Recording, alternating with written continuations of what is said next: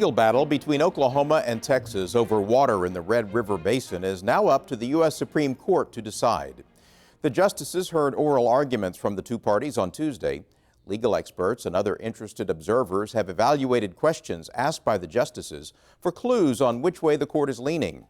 While this and other legal battles over water continue, there is a realization it's time to find ways to settle water wars without going to court. Oral arguments before the U.S. Supreme Court had barely begun by attorneys for the Tarrant Regional Water District when Justice Ruth Bader Ginsburg raised a question that pleased Oklahoma attorneys. Justice Ginsburg. Mr. Rothfield, we are told that in other compacts, when they really mean to give one state the right to take another state's water, the provision in the compact is much clearer, much more definite. This clause, the one that you rely on, is kind of sketchy, isn't it? Doesn't say how they're going to get it, if they're going to pay for it. There's a lot to be filled in. Oklahoma Attorney General Scott Pruitt says that question showed him the court understood what the case is really all about.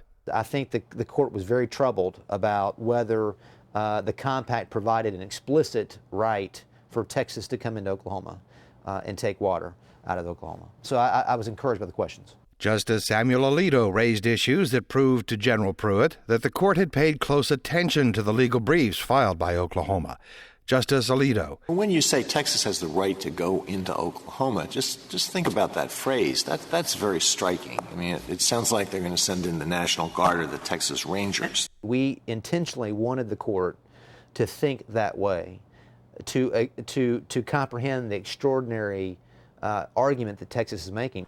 An argument that was backed up by more than just the state of Oklahoma. The Choctaw and Chickasaw nations filed briefs supporting Oklahoma's position. So did the states of Colorado, Idaho, Indiana, Michigan, Nevada, New Mexico, and Utah, along with the other two members of the Red River Compact, Louisiana and Arkansas. Also filing amicus briefs, Oklahoma City and its Water Utilities Trust, the Republican River and Rio Grande Water Conservation Districts, and professors of law and political science. Jim Milton is one of the state's top experts on water law. He says it is good for Oklahoma that the court did not appear distracted from the main issues in the case by other pending legal matters involving water. They stayed away from, for example, the Sardis Reservoir, which was raised by the city of Oklahoma City and by the state of Texas. They stayed away from several other issues that were raised, such as tribal nation claims, which was raised by the U.S. Solicitor General. Milton says instead the focus was on the Red River Compact. I think that the justices are going to say the Red River Compact doesn't answer this question. I think that's good for the state of Oklahoma. That works in the state's favor, says Milton, because of how Oklahoma laws define who owns surface water. After prior appropriations, and after riparian rights, which are the ownership rights of those people owning the shores, the state of Oklahoma and its people own the rest of the surface water. And that means if the Tarrant Regional Water District thinks it has rights to Oklahoma water, it steps into the role of being a citizen of Oklahoma. Tarrant Regional comes in and asserts a claim to some of our surface water. They're basically putting themselves in the shoes of Oklahomans. If that's what the case is decided on, I like the state of Oklahoma's chances. Justice Stephen Breyer wanted to know exactly what the Red River Compact said about going into another state to get the water, and all he got in return was a claim that such activity was implied by the compact. To that, Justice Breyer said, It doesn't say that. It says no state is entitled to more than 25%. It doesn't say. But, I mean, that language doesn't say what happens if, in fact, there's a state that because of cliffs or something can't get the 25% to which it's entitled. It just doesn't say anything about it. Senator Jerry Ellis's district includes the area where Texas wants to get water. Speaking on the OETA People's Business Program, Senator Ellis said Texas's lawsuit is flawed because North Texas is not running out of water. Texas can't prove that if they did not get water out of Oklahoma that they are going to be hurt or harmed. They cannot prove that. Senator Ellis believes Texas would be better served with a new approach to their future water needs rather than trying to get it from Oklahoma. They need to fire all the lawyers and lobbyists, and they need to build desalination plants and enforce conservation. Other skirmishes continue in Oklahoma's ongoing water wars. A federal lawsuit over water in Sardis Lake between Oklahoma City and the Choctaw and Chickasaw tribes is in mediation. Also on the People's Business Program, Oklahoma City Senator Kyle Loveless said the state should realize water issues are likely to always involve tribal governments. Those are 39 individual countries or nations within our border.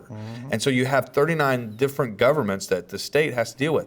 I say that because some people would say, well, that's just a logistical problem. I see it as a challenge, and I see it as something that we can lead the nation in showing how things need to be done. Attorney Jim Milton says resolving issues sometimes means going to court, but wherever possible, it is better to find areas of cooperation and stay out of the courthouse. Everyone has an interest, everyone has a stake, and finding common ground can be pretty difficult. Some of the things that I would like to see is more cooperation between all of the agencies of government from the top down so that some of these needs can be met. Attorney General Pruitt agrees. I'm hopeful that we get our water policy right going forward into the future, and we make sure that Oklahoma's interests, both economically and otherwise, are serviced and satisfied. A few months ago, Oklahoma lakes that supply water to cities and towns appeared on the verge of drying up. That included one of the most important water supplies for central Oklahoma, Lake Hefner. Recent rains have brought the lake back to levels that make it appear the problem is solved. But the cycle of drought and flooding is repeated often in Oklahoma. Charlotte Hearn is director of Oklahomans for Responsible Water Policy. She has been part of the Oklahoma water wars since the early 1970s.